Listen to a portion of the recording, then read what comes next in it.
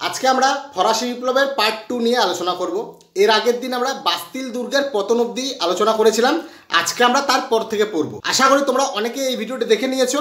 যারা দেখোনি তারা অবশ্যই ফরাসি বিপ্লব পার্ট 1টি দেখে নাও, তাহলে তোমাদের এখন থেকে বুঝতে একটু সুবিধা হবে। ভিডিওটি শেষ অবধি দেখবে, মন দিয়ে দেখবে। আমি উজ্জ্বল তোমাদের সকলকে স্বাগত জানাই নলেজ স্ট্যান্ড স্টাডি ইউটিউব প্ল্যাটফর্মে। বাস্তিল দুর্গের পতন কবে হয়? 1789 সালে 14 জুলাই। এবং এর ফলাফল কি ছিল? এর ফলাফল ছিল 1 নাম্বার, অভিজাতরা ফ্রান্স ত্যাগ করে। 2 নাম্বার, প্যারি কমিউন গঠিত হয় এবং বেইলিকে মেয়র পদে বসানো হয়। প্যারি কমিউন কি? প্যারি কমিউন অনেকটা পার্লামেন্টের মতন। এটা তোমাদের এমসিকিউতে আসতে পারে যে প্যারি কমিউন কি, লেখা থাকবে অনেকটা পার্লামেন্টের মতো। রাজার কর্তৃত্ব শেষ হয়ে যায়। প্যারিসে রাজার আর কোনো অধিকার থাকে না। 4 নাম্বার, বহু রাজবন্দী মুক্তি পায়। 5 নাম্বার, প্যারিসের শাসনভার বুর্জোয়াদের হাতে চলে যায়। এই ছিল ফলাফল। এরপরে কি হয়েছে? সেই বুর্জোয়ারা সংবিধান রচনার সিদ্ধান্ত নেয়। মনে আছে টেনিস কোর্টের শপথ? টেনিস কোর্টের শপথ কবে হয় তোমরা বলো তো? 1779 সালে 20 জুন। মনে আছে তো? যারা ভিডিওটি দেখোনি এর আগের ভিডিওটি অবশ্যই দেখে নাও। এইবার টেনিস কোর্টে তারা কি শপথ নিয়েছিল? যে যতদিন পর্যন্ত এই রাজতন্ত্রকে উৎখাত না করবে এবং নতুন সংবিধান রচনা না করবে ততদিন পর্যন্ত তারা চুপচাপ থাকবে না। এইবার সংবিধান রচনার সিদ্ধান্ত নিল। এবার সংবিধান রচনা শেষ কবে হলো? 1791 সালে। তাহলে শুরু কবে হয়েছিল? 1789 সালে। 2 বছরের মধ্যে সংবিধান রচনা হলো এবং এই সংবিধানকেই বলা হয় 1791 সালের সংবিধান। ঠিক আছে? এবং এটি লাগু হয় 1791 সালে 3 সেপ্টেম্বর। এই তারিখগুলি কিন্তু তোমরা অবশ্যই ভালো মতন মনে রাখবে। এবার যে এই সংবিধানের দুটো কাজ ছিল। কি কাজ? 1 নাম্বার, সামন্ততন্ত্রের অবলুপ্তি। 2 নাম্বার, নাগরিকের সমান অধিকার। এছাড়াও এর কাজকে আরো 4টি ভাগে ভাগ করা হতো। কি কি? শাসনতান্ত্রিক কাজ, বিচারতান্ত্রিক কাজ, আইন সংক্রান্ত কাজ এবং গির্জার অধিকার। এইবার আমরা আলোচনা করব শাসনতান্ত্রিক সংস্কার সম্পর্কে। শাসনতান্ত্রিক 1 নাম্বার কাজ, শাসন, আইন, বিচারকে পৃথক করা। 2 নাম্বার, রাজার কর্তৃত্বকে খর্ব করা। এই সময় রাজার দৈবত্ব সিদ্ধান্ত নষ্ট হয়ে যায় এবং রাজা কেবলমাত্র ফরাসি জাতির রাজা নামে পরিচিত হয়। প্রশ্ন কিন্তু আসতে পারে যে ফরাসি জাতির রাজার কোথায় বলা হয়েছে? সংবিধানে। রাজা আইন রচনা, বিচার সংক্রান্ত এবং নিজের ইচ্ছা মতন কর্মী নিয়োগের অধিকার হারায়। এইবার হচ্ছে অর্থনৈতিক সংস্কার। 1 নাম্বার, সব ধরনের পরোক্ষ কর তুলে নেওয়া হয়। 2 নাম্বার, গির্জার সম্পত্তি বাজেয়াপ্ত করা হয়। 3 নাম্বার, সবথেকে গুরুত্বপূর্ণ, অ্যাসাইনেট চালু করা হয়। অ্যাসাইনেট কি? এক প্রকার কাগজি মুদ্রা বা কাগজের নোট। আমাদের এখনকার যে কাগজের নোট তা ওরকমই ছিল অ্যাসাইনেট। তাহলে প্রশ্ন আসতে পারে অ্যাসাইনেট কি? মুদ্রা, কাগজি মুদ্রা বা কাগজি নোট। 4 নাম্বার, জমি এবং সম্পত্তির উপর কর আরোপ করা হয়। এইবার বিচার বিভাগীয় সংস্কার। 1 নাম্বার, সামন্ত প্রভুদের বিলুপ্তি। 2 নাম্বার, জন্মসূত্রে অধিকার প্রাপ্তি হবে না, বিলুপ্তি। 3 নাম্বার, বিনা বিচারে কাউকে সাজা দেওয়া যাবে না। 4 নাম্বার, ফৌজদারি প্রথায় জুরি নিয়োগ করা হয়। এইবার ধর্মীয় সংস্কার। যাজকদের বেতনভোগী কর্মচারীতে পরিণত করা হয়। 2 নাম্বার, ধর্মযাজকদের সংবিধান অর্থাৎ civil constitution of the clergy এটি চালু করা হয়। তবে এই যে ফরাসি সংবিধান এর কিন্তু কিছু ত্রুটিও ছিল। এটা ত্রুটিমুক্ত ছিল না। যেমন এখানে ফরাসি জাতির আশা আকাঙ্ক্ষাকে সম্পূর্ণভাবে গুরুত্ব দেওয়া হয়নি বা সম্পূর্ণভাবে পরিপূর্ণ করা হয়নি। 2 নাম্বার, প্রাদেশিক শাসন ক্ষেত্রে বহু অযোগ্য এতে ঢুকে পড়ে। নতুন সংবিধান রচনা হলো। নতুন সংবিধান অনুযায়ী আইনসভা গঠন করা হলো এবং আইনসভার অধিবেশন আহ্বান করা হলো। এই আইনসভায় রাজা এবং অন্যান্যদের মধ্যে মতবিরোধ দেখা দিল বিপ্লবীদের মধ্যে। কিন্তু তাদের মধ্যে একজন বিপ্লবী ছিল যার নাম ছিল মিরাবো। তার সাথে রাজার সম্পর্ক ভালো হয়ে উঠেছিল, রাজার সাথে ভালোই বন্ধুত্ব হয়ে উঠেছিল।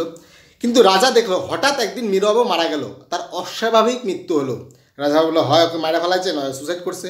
কি করবো এবার আমি? নাহলে তো আমার পাড়া, আমি যদি থাকি এবার এখানে। রাজা ভাবলো যে আমি এখান থেকে পালাই যাই। রাজা পলায়নের প্ল্যান করলো। এবার কোথায় পালাবে? রাজা পালাইলো অস্ট্রিয়াতে। পালায় নাই, পালানোর চেষ্টা করলো। কবে? 1791 সালে 20 জুন। কিন্তু রাজা ধরা খায় গেল। রাজাকে সোজা আইনসভায় নিয়ে আসলো, রাজার এবার বিচার বসবে। এবার ওইখানে জ্যাকোবিন দলের নেতা রোবসপিয়ার বলতেছে যে রাজাকে মৃত্যুদণ্ড দিতেই হবে। সবাই চিল্লাইলো যে হ্যাঁ, রাজাকে মারতে হবে, রাজাকে মারতে হবে, রাজাকে না মৃত্যুদণ্ড দিলে হবে না। এইবার এর সাথে একটা গুরুত্বপূর্ণ ঘটনা হলো ব্রাউনসুইক ঘোষণা। ব্রাউনসুইক ঘোষণাপত্র কি? প্রাশিয়ার রাজা দ্বিতীয় ফ্রেডেরিক উইলিয়াম, তিনি ফ্রান্সের রাজা ষোড়শ লুইকে সাহায্য করতেছিলেন বদ্ধপরিকর। তার এক সেনা প্রধান ছিলেন যার নাম ছিলেন ব্রাউনসুইক। কার? প্রাশিয়ার রাজা। এই ব্রাউনসুইক একটি ঘোষণা করেন। কার উদ্দেশ্যে? ফ্রান্সের জনতার উদ্দেশ্যে। তিনি ঘোষণা করেন যদি ফ্রান্সের রাজা এবং রাজ পরিবারের সদস্যদের নিরাপত্তা বিঘ্নিত হয় কোনো কারণে, তাদের যদি কোনো ক্ষতি হয়, তাহলে প্যারিস নগরী প্রাশিয়া ধ্বংস করে দিবে। এইটাই ছিল ব্রাউনসুইক ঘোষণা। এবং এই ঘোষণার ফলে জনতা উত্তেজিত হয়ে যায় এবং যার ফলাফল ঘটে সেপ্টেম্বর হত্যাকাণ্ড। সেপ্টেম্বর হত্যাকাণ্ডটা কি জিনিস? রাশিয়া থেকে যে ঘোষণাটা আসলো, ব্রাউনসুইক ঘোষণা, সেই ঘোষণার ফলে ফ্রান্সের জনতা উত্তেজিত হয়ে যায়, হিংস্র রূপ ধারণ করে। তারা বলে কি করে বাইরের একটা দেশ আমাদের শহর ধ্বংস করবে, এত বড় ক্ষমতা। তারা কি করলো? ফ্রান্সের যে রাজা পরিবারের সদস্য, রাজবন্ধু এবং যারা বিপ্লব বিরোধী ছিল তাদের কারাগারে বন্দী করা শুরু করলো। এই সময় জ্যাকোবিন দলের এক নেতা জা পল মারা, তার নেতৃত্বে উত্তেজিত জনতা 2 থেকে 7 সেপ্টেম্বরে সেই কারাগারে ঢুকে রাজ পরিবারের সদস্য এবং যে বন্দীরা ছিল তাদের নির্বিচারে হত্যা করে। এই ঘটনায় সেপ্টেম্বর হত্যাকাণ্ড নামে পরিচিত। এরপর 10ই সেপ্টেম্বর উত্তেজিত জনতা রাজপ্রাসাদে প্রবেশ করে, রাজার দেহরক্ষীদের হত্যা করে, রাজারে বন্দি করে। তারপর রাজার বিচার চলায়। এইবার বিচারে কেউ কেউ রাজার মৃত্যুদণ্ডের পক্ষে ছিল, কেউ কেউ রাজার মৃত্যুদণ্ডের বিপক্ষে ছিল। যেমন জ্যাকোবিন দলের নেতারা রোবসপিয়ার, ওরা রাজার মৃত্যুদণ্ডের পক্ষে ছিল। জিরোন্ডিনসরা বলছিল না, মৃত্যুদণ্ড দিতে হবে না, আজীবন কারাবাস দাও। এরপর ভোট হইল, ভোটে রাজার মৃত্যুদণ্ডের পক্ষে ভোট বেশি হইল এবং বিচার হলো যে রাজাকে মৃত্যুদণ্ড দেওয়া হবে। এরপর 1793 খ্রিস্টাব্দে 21 জানুয়ারি রাজাকে গিলেটিনে চড়িয়ে তার মৃত্যুদণ্ড দেওয়া হলো। প্রশ্ন আসতে পারে গিলেটিন কি? গিলেটিন হচ্ছে একটা যন্ত্র, যে যন্ত্রে বোঝা যাচ্ছে এরকম একটা যন্ত্র থাকে, এইখানে তোমার মাথা ঢোকায় দেয়, আবার এইখানে তোমার দাউয়ের মতন থাকে ঝুলানো, এইখান থেকে রশিটা ছেড়ে দেয়, দাউটা দিয়ে ঢাক করে নামে, গলা কাটে যায়। এটাকেই বলা হয় গিলেটিন। তাহলে কিন্তু তোমাদের আমি অনেক প্রশ্ন এর মধ্যে করায় দিলাম। প্যারি কমিউন কি, সেপ্টেম্বর হত্যাকাণ্ড কি, ব্রাউনসুইক ঘোষণাপত্র কি, রাজাকে মৃত্যুদণ্ড কবে দেওয়া হয়েছিল, গিলেটিন কি। এবার তোমরা ভিডিওটি পজ করে একবার করে মনে করো যে গিলেটিন কি, ব্রাউনসুইক ঘোষণাপত্র কি, তারপর সেপ্টেম্বর হত্যাকাণ্ড কি, এগুলি একটু করে তোমরা মনে করো, তারপর আবার ভিডিওটি দেখো। আশা করি তোমরা এগুলি মনে করলা। এইবার আগে আমরা চলি। রাজা তো মারা গেল। এবার যখনই রাজা মারা গেল, ফ্রান্সের অভ্যন্তরে বিভৎস দুরবস্থা শুরু হইল। মানে লোকজন বিদ্রোহ করা শুরু করে দিল, রাজ সমর্থকরা ভাঙাচোরা শুরু করে দিল, বৈদেশিক আক্রমণ হওয়ার সম্ভাবনা দেখা দিল। মানে সবাই মিলে ইংল্যান্ড, প্রাশিয়া, ফ্রান্স, সার্ডেনিয়া, নেপলস, এগুলা সবাই অ্যাটাক করার চেষ্টা করলো ফ্রান্সকে, যে এত বড় ক্ষমতা, রাজাকে পিটাই দিল। এই সময় জ্যাকোবিন দল ফ্রান্সের শাসন ব্যবস্থা হাতে নিয়ে নিল। জ্যাকোবিন দলের নেতা রোবসপিয়ার নিজেকে ফ্রান্সের শাসনকর্তা ঘোষণা করলো। শুরু হলো জ্যাকোবিন দলের শাসন। এর সাথেই যুক্ত হবে এবার সন্ত্রাসের শাসন। রোবসপিয়ার শাসনভার গ্রহণ করেন ফ্রান্সের 1793 সালের 2রা জুন। এই সময় ফ্রান্সের অভ্যন্তরে অবস্থা একদমই ভয়াবহ ছিল। কেউ আইন কানুন মানত না, কেউ কাউকে পাত্তা দিত না, যেখানে সেখানে দাঙ্গা শুরু হয়ে গিয়েছিল। ফরাসি যুবকরা সেনা দলে যোগ দিতে অস্বীকার করত। এইবার রোবসপিয়ার একটা আইন পাশ করলো এই সময়, যার নাম সন্দেহর আইন। প্রশ্ন আসবে তোমাদের। এটা পাশ হয় 1793 সালে। এতে কি বলা হয় যে ফ্রান্সে যারা প্রজাতন্ত্র বিরোধী এবং যারা রাজতন্ত্রের অনুগত, তাদের যে কোনো কারণে যদি সন্দেহ হয় তাদের গ্রেপ্তার করে নাও, তারপর তাদের শাস্তি শোনায় দাও। এই হয়ে ফ্রান্সে মোটামুটি 50,000 লোককে গ্রেপ্তার করা হয় এবং তাদের বিনা বিচারে শাস্তি। একেই বলা হয় সন্দেহর আইন। জ্যাকোবিন দল নিজেদের দেশপ্রেমী বলে মনে করে এবং তাদের মতাদর্শ বিরোধী যারা ছিল তারা ছিল দেশদ্রোহী। তাদের যে কোনো কারণে সন্দেহ হইতো যে ও আমাদের মতন চলতেছে না, ওকে জেলে ঢোকায় দাও, ওকে শাস্তি দিয়ে দাও, ওকে মৃত্যুদণ্ড দিয়ে দাও, এরকম চলত। প্রায় 50,000 লোক এই সন্ত্রাসের শাসনের বলি হয়, অর্থাৎ কেউ মারা যায়, তারপর অনেক লোক নিখোঁজ হয়ে যায়, কেউ কারারুদ্ধ থাকে, কেউ ফ্রান্সের রানী তা মেরি আতাওয়ানেত এবং তার অন্যান্য অনুগামীদেরও কিন্তু গিলেটিনে চড়ায় দেওয়া হয়। একেই বলা হয় লাল সন্ত্রাস। তোমাদের প্রশ্ন আসতে পারে লাল সন্ত্রাস কাকে বলা হয়? আমি এটা যা বললাম তাই বলবা যে রোবসপিয়ারের শাসনের সময় ফ্রান্সে পরিস্থিতি একদম ভয়াবহ হয়ে ওঠে। যাকে তাকে সন্দেহের বশে গ্রেফতার করা হতো, তাকে বিনা বিচারে শাস্তি দেওয়া হতো। এইভাবে 50,000 লোককে সন্ত্রাসের শাসনে বলি দেওয়া হয় এবং অনেক লোক নিখোঁজ হয়ে যায়। ফ্রান্সের রানী মেরি আতোয়ানেত, মাদাম রোলা, দাতো প্রমুখকে গিলিটিনে চড়ানো হয়।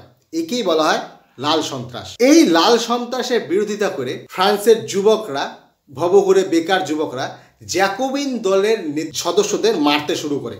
একেই বলা হয় শ্বেত সন্ত্রাস। উল্টাটা, এইবার জ্যাকোবিন দলের যে সদস্যরা আছে ওরা ভাবতেছে যে না, আমাদের তো মাইরে ফেলাবে, এবার আমি কি করব? ওরা জিরোন্ডিনসের দলে যোগ দিল।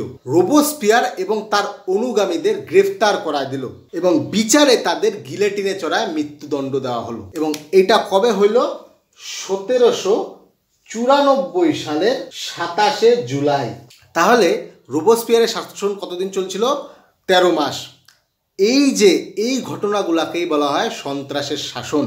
মনে থাকবে? তাহলে সন্ত্রাসের শাসন, এর আন্ডারে পড়ে সন্দেহর আইন, এর আন্ডারেই পড়ে লাল সন্ত্রাস, এর আন্ডারেই পড়ে শ্বেত সন্ত্রাস। ঠিক আছে? এইবার তোমাকে যদি বলে যে সন্ত্রাসের শাসন কাকে বলে লেখো, তাহলে ঠিক এইভাবেই লিখবা।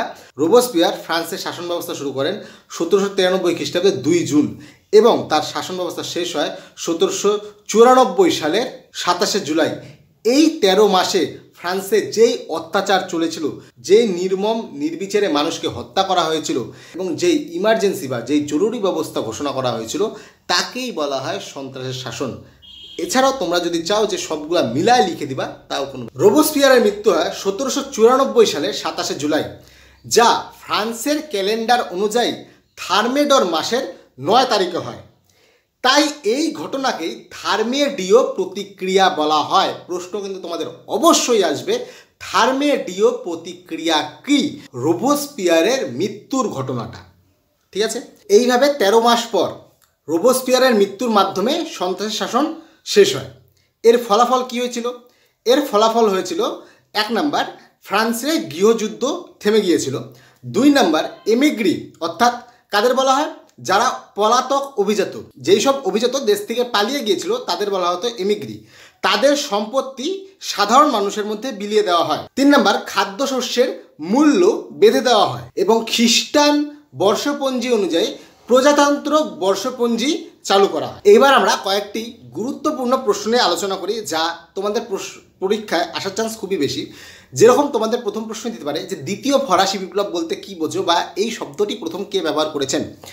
দ্বিতীয় ফরাসি বিপ্লব আর কিছুই না, যেটা আমরা পড়েছিলাম যে ফ্রান্সে নতুন সংবিধান রচনা হলো, তারপর সংবিধান সভা গঠন হলো, তারপর এখানে রাজার বিরোধিতা হলো, তারপর রাজা পালাইতে চেষ্টা করলো, ব্রাউনসিক ঘোষণাপত্র হলো, সেপ্টেম্বর হত্যাকাণ্ড হলো এবং রাজার যে মৃত্যুদণ্ড ঘটনা হয়েছিল, এই টোটালটাকেই বলা হয় দ্বিতীয় ফরাসি বিপ্লব।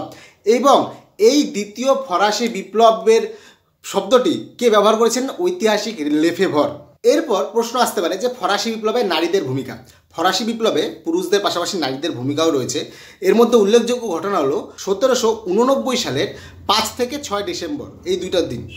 ওই সময় কি হয়? 10,000 নারীরা খাদ্যের দাবিতে ভার্সাই নগরীতে মিছিল করে এবং তারা শেষ পর্যন্ত খাদ্যের তাড়নায় ভার্সাই রাজপ্রাসাদ আক্রমণ করেন। এটা হচ্ছে মহিলাদের ভূমিকা এবং এই ঘটনাকে ঐতিহাসিক রাইকার ফরাসি রাজতন্ত্রের সব যাত্রার প্রতীক বলে চিহ্নিত করেন। ব্যক্তি ও নাগরিকের অধিকারের ঘোষণা, এই ঘোষণা কবে করা হয়? এই ঘোষণা করা হয় 1791 সালের 26 আগস্ট। সংবিধানের মূল ভিত্তি ব্যক্তি ও নাগরিকের অধিকারের ঘোষণা করা হয় এবং এটি কিসের দ্বারা প্রভাবিত হয়েছিল? ইংল্যান্ডের বিল অফ রাইট, আমেরিকার স্বাধীনতার ঘোষণাপত্র এবং ফরাসি দার্শনিক দ্বারা প্রভাবিত হয়েছিল। এবং এখানে কি কি বলা হয়েছিল? ওই সেম, মানুষের জন্মগত অধিকারের কথা, আইনের চোখে সবাই সমান, তারপর জনগণই সার্বভৌমত্ব অধিকার ভোগ করবে বা জনগণই সার্বভৌমত্ব ক্ষমতার অধিকারী, ব্যক্তি স্বাধীনতা, তারপর ধর্মাচরণের অধিকার সকলের রয়েছে। এগুলাই হচ্ছে ঘটনা। এরপর তোমাদের প্রশ্ন আসতে পারে আশিয়া রেজিম কি? আশিয়া রেজিম হচ্ছে পুরনো রাজতন্ত্রের পুনরুত্থানই হলো আশিয়া রেজিম। এইবার একটি গুরুত্বপূর্ণ জিনিস তোমরা মনে রাখো, এখান থেকে কিন্তু তোমাদের প্রশ্ন অবশ্যই আসবে। যেমন সামন্ততন্ত্রের বিলুপ্তি 1793 সালে 17 জুলাই, ফরাসি রাজতন্ত্রের বিলোপ 1792 খ্রিস্টাব্দে 21 সেপ্টেম্বর, ব্যক্তি ও নাগরিক অধিকারের ঘোষণা 1789 সালে 26 অগাস্ট, নতুন ফরাসি সংবিধান 1791 সালে 3 সেপ্টেম্বর। এই ছিল তোমাদের ফরাসি বিপ্লব সম্পর্কে আলোচনা। আশা করি তোমাদের এর দ্বারা হেল্প হবে। ভিডিওটি ভালো লাগলে অবশ্যই একটি লাইক করবে, কমেন্ট করে জানাবে কীরকম লাগলো। চ্যানেলটিকে অবশ্যই সাবস্ক্রাইব করবে, বন্ধুদের সাথে শেয়ার করবে, তোমাদের শেয়ার খুবই জরুরি। দেখা হচ্ছে পরের আরেকটি ভিডিওতে। ততক্ষণে ভালো থাকো, সুস্থ থাকো। জয় হিন্দ।